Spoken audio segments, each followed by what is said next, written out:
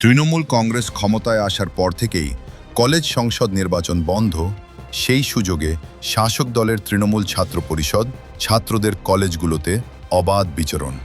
Honours বিষয়গুলো লক্ষাধিক টাকার বিনিময়ে বিক্রি। শিক্ষিত সমাজ তারাও ছেড়ে কথা বলছে না। আমরা জানতাম নেতা তৈরি কারখানা হলো কলেজ বিশ্ববিদ্যালয়। সেখানে যদি নির্বাচনে হারার ভয়ে ছাত্র সংসদ নির্বাচন বন্ধ, তাহলে শিক্ষিত নেতা উৎপাদন বন্ধ করে এলাকায় এলাকায় নেতা তৈরি করা হলো।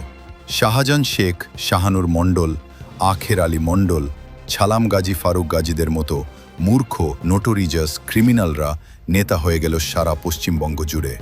শিক্ষিত মাস্টার ডাক্তার উকিল, শিক্ষিত মাস্টার রফিকুল ইসলাম, আব্দুর রহিম দেলু, ডাক্তার কামরুজ্জামান, নজরুল হক, সিরাজুল মল্লিক, সিরাজুল বেশেরা আরও অনেকে মাথায় বাড়ি দিয়ে বসিয়ে দেওয়া হলো।